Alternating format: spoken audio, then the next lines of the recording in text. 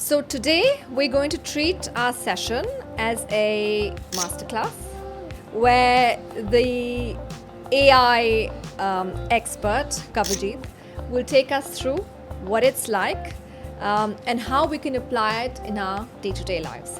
What is artificial intelligence? Okay, so start with, in simple terms, artificial intelligence would be machines mimicking humans. Okay.